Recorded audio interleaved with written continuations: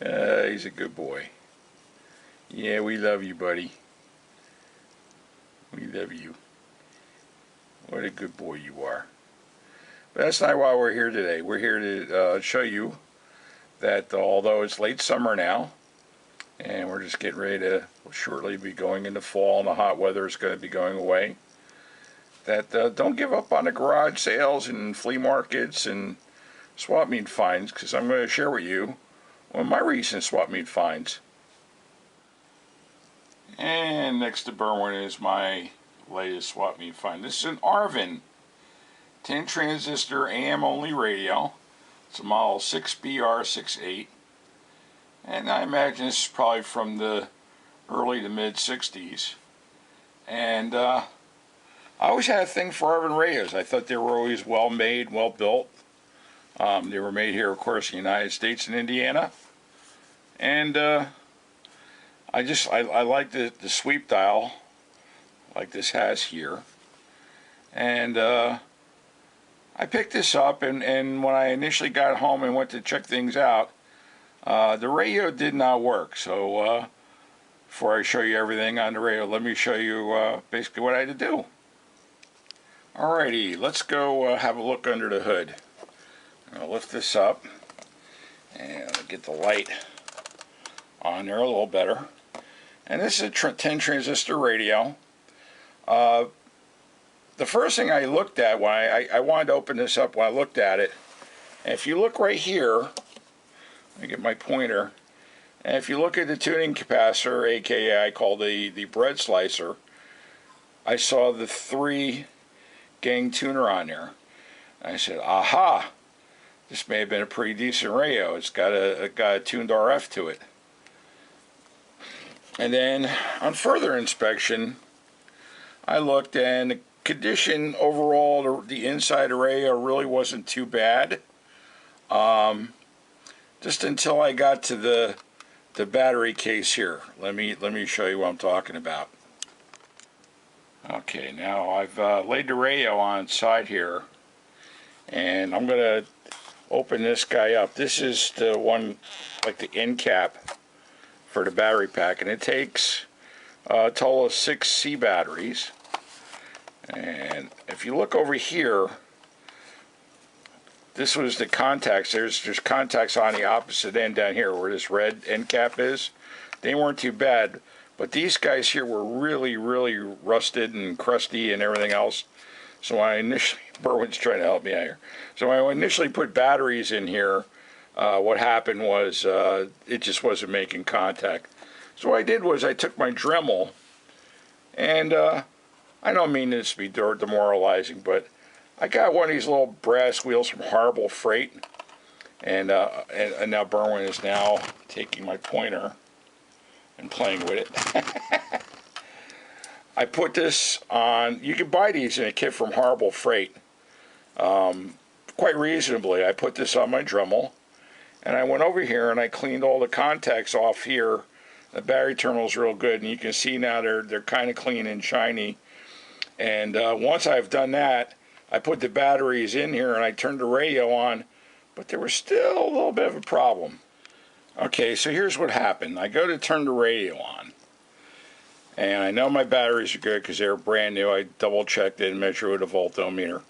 Well, what happened is after turning it on, you'd hear the radio play for like maybe a split second, and then it would just drop out. And I thought, oh my God. Well, this radio also has a dial light on the front, which is, if you look here, it's kind of a little bit tough to see.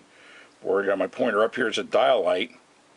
And I turned the dial light on, and it came right on. I was like, oh, okay, well, I know that's not the problem.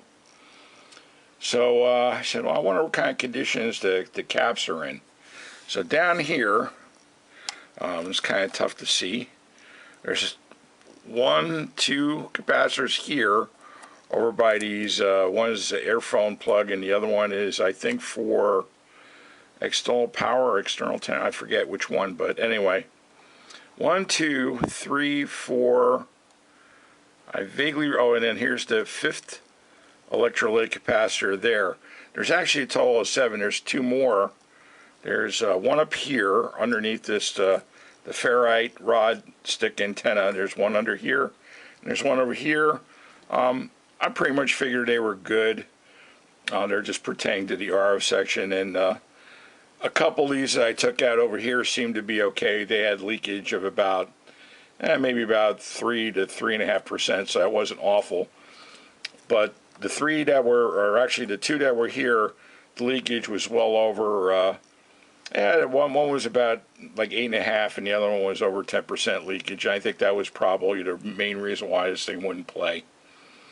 So got working after that, and the only other thing I had to do was I didn't even have to touch the IFs. They seemed to be fine. I just had to tweak the oscillator trimmer a little bit, just a hair, to get it to scale properly, and that's it. Alright, so now back to the front of the radio. Let me show you the controls. You have an on-off switch here. Next to that, there's no real potentiometer or whatever for the tone control. You've just got a switch that on the music end, I think, goes through a small capacitor. That was, I think, one of the two capacitors I left in here.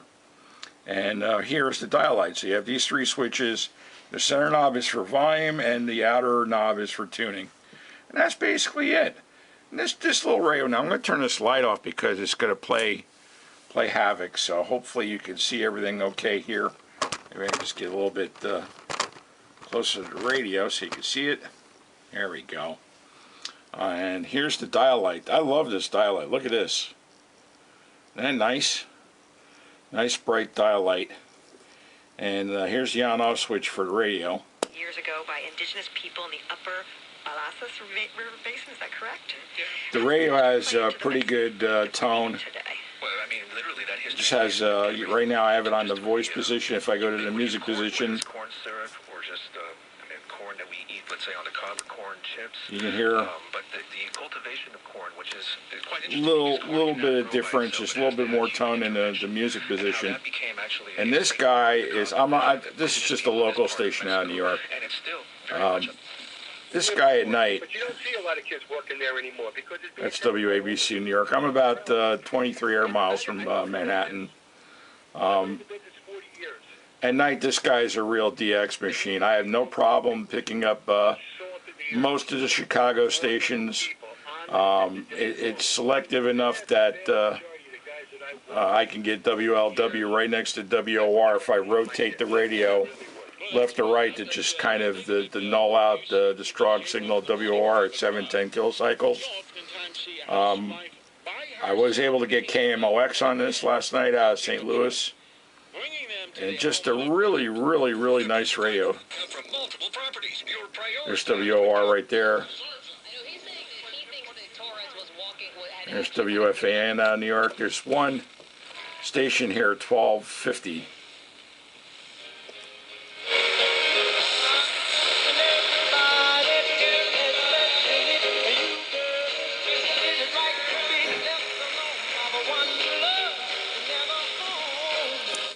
So you got one station around here that we can get music on.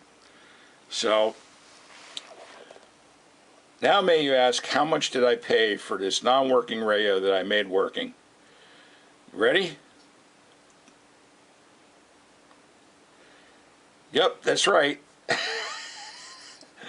I actually spent more money on batteries and the capacitors than I paid for this radio.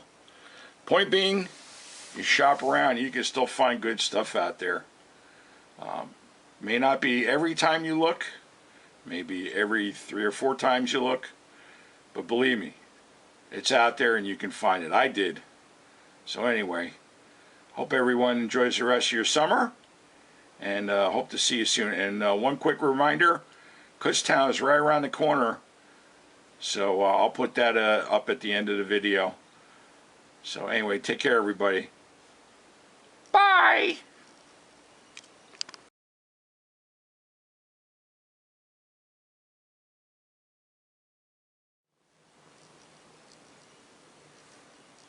Hey, buddy. Aw. You're such a good boy. Yeah. What a good boy you are. Aw. Go look at the camera so everybody can see it. Go look at the camera. So everybody, let's see how big you're getting. Yeah.